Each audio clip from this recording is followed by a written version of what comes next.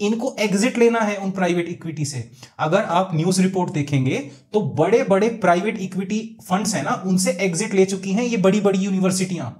अब जो बाकी इन्वेस्टर्स फंसे हुए हैं है ना, वो भी एग्जिट लेना चाहते हैं, पर उनको एग्जिट नहीं मिल रहा क्योंकि लिक्विडिटी नहीं है। ये हजार हजार रुपए करके ओयो के एक्सपेंसेस, यही तो होता है स्टार्टअप्स में। नए नए लॉसेस इतने हद तक बढ़ जाएंगे कि आपको पता ही नहीं चलेगा प्रॉफिट कब कमाएगी कंपनी। हाय, हेलो एवरीवन, वेलकम बैक। आज हम बात करेंगे उस चीज के बारे में जो आपको जल्दी से जल्दी ही बेची जाने वाली है। वो है एक तो investing in private equity and investing in art.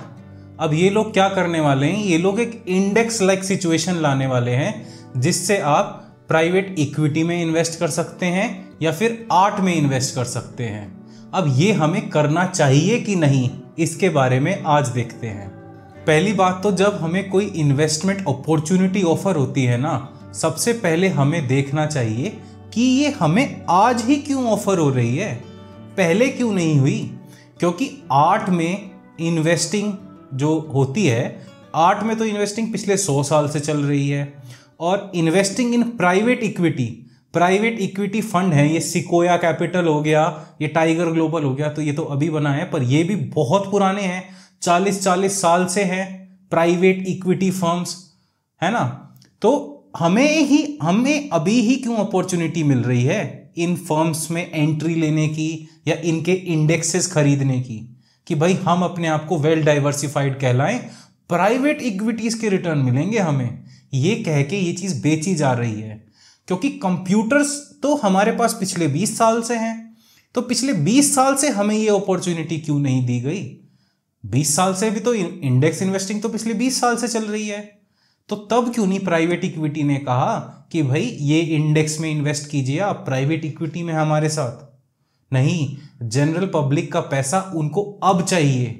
क्यों? क्योंकि प्राइवेट इक्विटी के इन्वेस्टर्स जो अभी ऑलरेडी इन्वेस्टेड है ना, वो फंस चुके हैं। क्योंकि these are illiquid assets. Illiquid कैसे? कि भाई कोई और होता नहीं खरीदने के लिए उनके पास। अब उनको जो बड़े बड़े इन्वेस्टर जिनके बिलियंस ऑफ डॉलर फंस चुके हैं प्राइवेट इक्विटी में, अब उनको कोई नया मुर्गा नहीं मिल रहा बेचने के लिए, तो उनको नई मुर्गी बनाने के लिए उन्होंने इन्वेस्टर्स के लिए, जो ये रिटेल इन्वेस्टर्स होते हैं ना, इनके लिए प्राइवेट इक्विटी इंडेक्सेस बनाए हैं कि भाई अपने बिलियंस ऑफ डॉलर इनको थोप दो और खुद एग्जिट ले लो। ऐसे ही बड़े बड़े जो फंड हैं, जो हार्वर्ड यूनिवर्सिटी, स्टैनफोर्ड यूनिवर्सिटी के हैं, इनको एग्जिट लेना है उन प्राइवेट इक्विटी से। अगर आप न्यूज रिपोर्ट देखेंगे तो बड़े बड़े प्राइवेट इक्विटी फंड्स हैं ना, उनसे एग्जिट ले चुकी हैं ये बड़ी बड़ी यूनिवर्सिटियां। अब जो बाकी इन्वेस्टर्स फंसे हुए हैं ना, है ना, वो भी एग्जिट लेना चाहते हैं, पर उनको एग्जिट नहीं मिल रहा क्योंकि लिक्विडिटी नहीं है। जिस चीज में लिक्विडिटी नहीं है उस चीज से एग्जिट लेना बहुत मुश्किल होता है। ऐसे ही आर्ट के साथ है ना। अब आर्ट में लिक्विडिटी कैसे है? एक आर्ट पीस होता है कि लियोनार्डो दा विंची की एक जीसस की पेंटिंग है, ये एक आर्ट पीस है, इसमें लिक्विडिटी कैसे बनाओगे? इसमें तो प्राइस वही होगा जो दूसरा जना देना चाहेगा, कि जो नया इन्वेस्टर देना चाहेगा। अब नया इन्वेस्टर कह दे भाई मैं नहीं दे रहा इतना प्राइस, तूने खरीदा, तेरी गलती। अब यही तो होता है कमोडिटी में, जो स्पेकुलेट करके किसी ने $1 बिलियन पे कर दिया लियोनार्डो वो जीसस की पेंटिंग पे। अब नया इन्वेस्टर कह रहा है मैं इसके $100 मिलियन भी नहीं देता। अब वो $1 बिलियन वाला तो फंस गया। अब वो $1 बिलियन जिसने पे करा था ना जीसस की पेंटिंग के लिए, वो कहेगा अरे यार प्राइवेट इक्विटी वालों की तरह एक इंडेक्स बना देता हूं मैं और रिटेल मार्केट में बेच देता हूं इस पेंटिंग को, और इससे महंगी बेच देता हूं जितने पे मैंने खरीदी है। इसीलिए रिटेल इन्वेस्टर्स को ऐसे मुर्गा बनाने वाली है ये इन्वेस्टमेंट बैंकिंग कंपनीज। इससे आप सतर्क रहिए। Let me ask you something, कि भाई आप ऐसी जगह पर क्यों इन्वेस्ट करना चाहते हैं जो ऑलरेडी इलिक्विडिटी से जूझ रहा है? स्टॉक मार्केट में लोग बाग इतना हाई पीई पे करते हैं कुछ कंपनीज के लिए, कुछ कंपनियां महंगी बिकती हैं। वो क्यों महंगी होती हैं? क्योंकि वहां से आपको एंट्री एंड एग्जिट लेना आसान है, वो हाईली लिक्विड अपॉर्चुनिटीज होती हैं, है ना। तो आप इस लिक्विड अपॉर्चुनिटी को छोड़कर किसी ऐसी जगह जाना चाहते हैं जहां पर प्राइवेट इक्विटी में, जहां पर लॉक इन पीरियड होता है, जहां पर वो ये भी नहीं बताते वो किस चीज में इन्वेस्ट कर रहे हैं। वो बस बाद में 5 से 7 साल बाद आपको पता लगता है कि आपकी प्राइवेट इक्विटी ने कुछ पैसा कमाया है या नहीं भी कमाया। ऐसे भी हैं प्राइवेट इक्विटी जो बर्बाद कर देती हैं बड़े बड़े इन्वेस्टर्स को। Everybody was investing in private equity. I also said I'll invest 20 crores. तो 20 करोड़ का कुछ मिला वापस 3-4 करोड़, पूरा तो नहीं डूबा। We never earned but we learned. अब ये प्राइवेट इक्विटीज इन्वेस्ट करती हैं नए नए स्टार्टअप्स में कि भाई नए नए स्टार्टअप्स ढूंढेंगी, उनको लेके आएंगी, फिर उनमें इन्वेस्ट करेंगी। और ये सारे स्टार्टअप्स को फंडिंग जो दी जाती है ये बहुत ही हाई मार्कअप वैल्यू पर दी जाती है। जैसे कि एक एग्जांपल लेता हूं मैं होटल रूम का, कि एक होटल रूम चार्ज करता है एक नाइट का 5,000 रुपये। अब भाई ओयो आता है, ओयो कहता है भाई मैं तो मार्केट को डिसरप्ट कर दूंगा। ओयो होटल से डील करता है कि तेरी ऑक्यूपेंसी भी हो जाएगी, मुझे ये रूम बेच दो तुम 4,000 रुपये में। होटल रिलेक्टेंटली उसको बेच देता है 4,000 रुपये में, ठीक है। अब ओयो का काम है 4,000 रुपये में वो रूम बेचना अपने कस्टमर्स को। अब ओयो का कस्टमर कहता है कि भाई 4,000 रुपये में रूम मिलेगा, जा मैं तो जाता ही नहीं, मुझे नहीं जाना बाहर, 4,000 रुपये कहाँ से खर्च करूँगा। ओयो कहता है ठीक है तुम 4,000 मत खर्च करो, तुम ऐसा करो तुम 3,000 में ले लो मेरे से, 1,000 रुपये कैशबैक मिल जाएगा आपको आपके ओयो ऐप में। अब जैसे ही वो कैशबैक मिलेगा 1,000 रुपये, कस्टमर ने दिए 3,000, चल कस्टमर ने कहा रह लिया। अब ओयो उस 1,000 रुपये को पता है क्या बताएगा, ये 1,000 रुपये कहाँ से आए? ये 1,000 रुपये आए ओयो की प्राइवेट इक्विटी से। जो प्राइवेट इक्विटी को ओयो निचोड़ रहा है ना, उससे आए 1,000 रुपये। और ये 1,000 रुपये का लॉस लिया ओयो ने उस एक रूम पर, क्योंकि ओयो को तो पे करना पड़ा, होटल मैनेजमेंट को ओयो ने पे करे 4,000 रुपये उस रूम के, ओयो को मिले 3,000। 1,000 रुपये ओयो को खुद अपनी जेब से पे करने पड़े।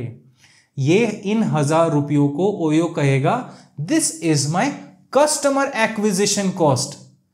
अब ये 1,000 रुपये करके ओयो के एक्सपेंसेस, यही तो होता है स्टार्टअप्स में।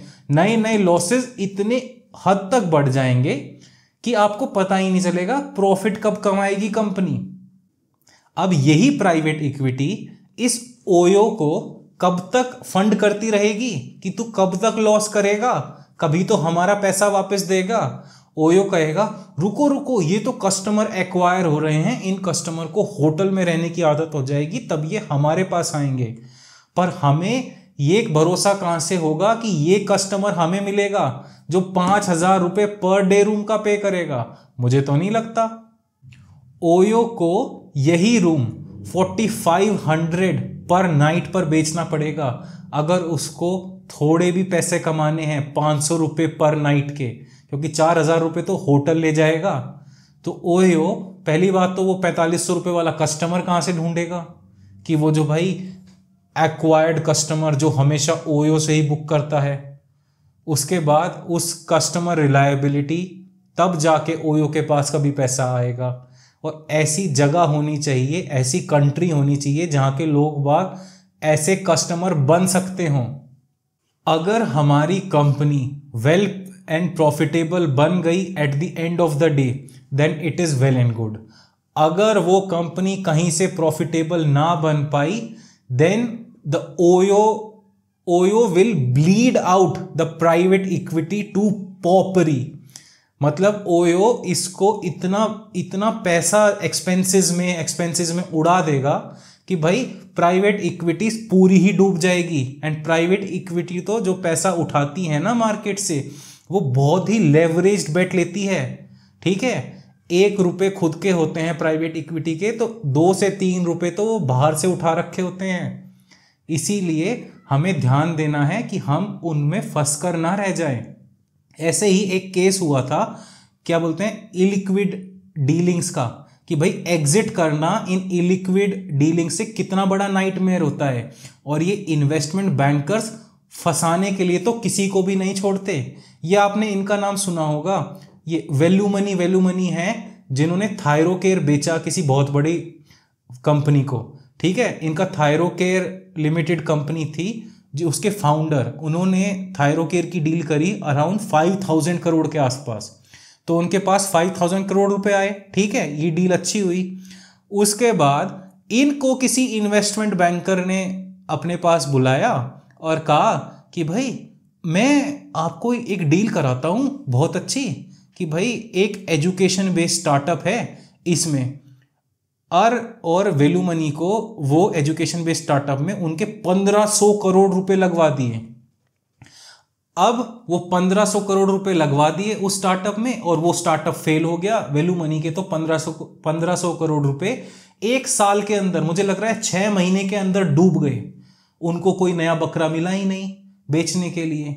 तो वैल्यू मनी अब सबको, लोगों को राय देते हैं कि भाई index investing is the best idea अगर आपके पास थोड़े पैसे हैं। तो इसीलिए देखना, वैल्यू मनी भी उस चीज में फंस गए। 1500 करोड़ रुपए का लॉस करा जिन्होंने। 1500 करोड़ रुपए तो बहुत होते हैं। खैर उनके पास अभी भी पैसे बहुत हैं, 3-4 हजार करोड़ रुपए तो अभी भी होंगे, पर फिर भी 1500 करोड़ रुपीज लॉस। उसमें 1500 करोड़ एक कंपनी में, एक ही कंपनी में मैं डाला, क्योंकि मुझे लगा वो चांदी बनेगा।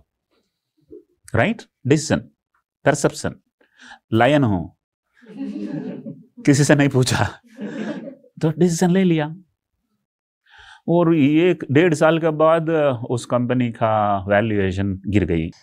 अब क्या है, अब हमें ये देखना है, जो इन्वेस्टमेंट बैंकर आपको बताता है ना कि कोई चीज़ बेच रहा है, आपको देखना है वो चीज़ आपको क्यों बेची जा रही है।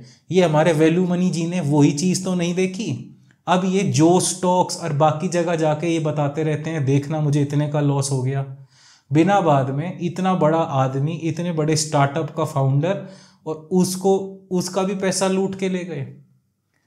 हमें ये देखना चाहिए जो हमें चीज़ बेची जा रही है वो क्यों बेची जा रही है। उस इन्वेस्टमेंट बैंकर ने अपना कमीशन कमाने के लिए वैल्यू मनी को, कोई दूसरा आदमी फंस रहा होगा जिसके पास 1500 करोड़ रुपए का वो एजुकेशन स्टार्टअप का होगा, ठीक है, वो फंस रहा होगा, तो वैल्यू मनी जी को उसने उसका बेच दिया, उसका स्टार्टअप का उसका पैसा बेच दिया, ठीक है।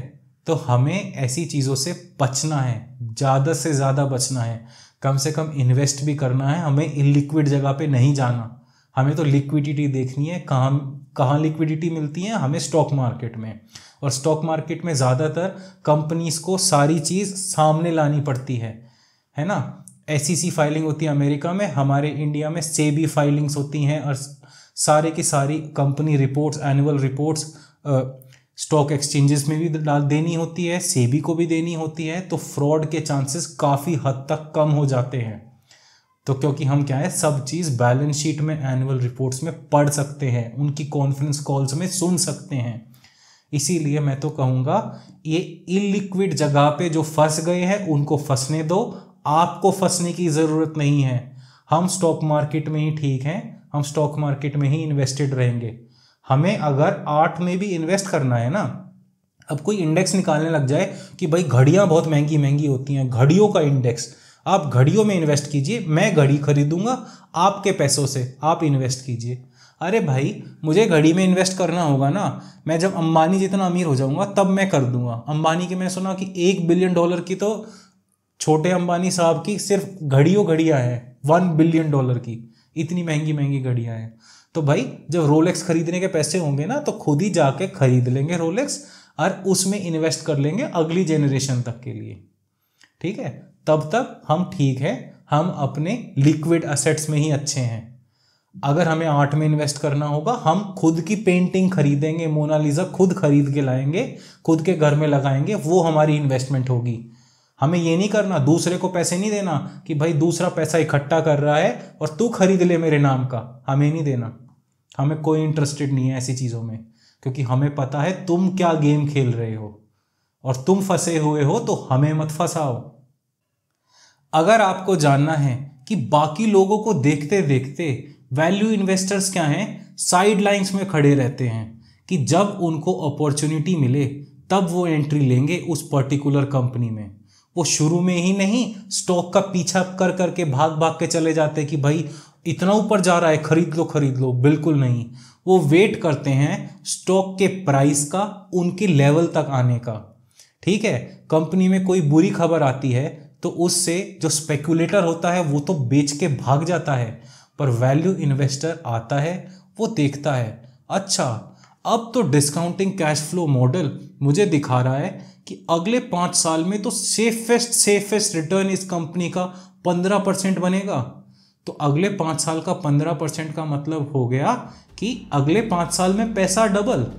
कहता है वैल्यू इन्वेस्टर ये तो बहुत अच्छा है, 15% रिटर्न मिलेगा मुझे इस पर्टिकुलर कंपनी में और मेरे कैश फ्लो मॉडल्स ऐसे हैं। तब वैल्यू इन्वेस्टर उन कैश फ्लो मॉडल्स में इन्वेस्ट करता है, उन कंपनीज में इन्वेस्ट करता है। इस कैश फ्लो मॉडल को मैंने सिंपली एक्सप्लेन कर रखा है इस वीडियो में। इस वीडियो को देखना ना भूलें। सिंपल वे में कैश फ्लो मॉडल्स कैसे बनाए जाते हैं और बड़े बबल से कैसे बचा जाता है। धन्यवाद।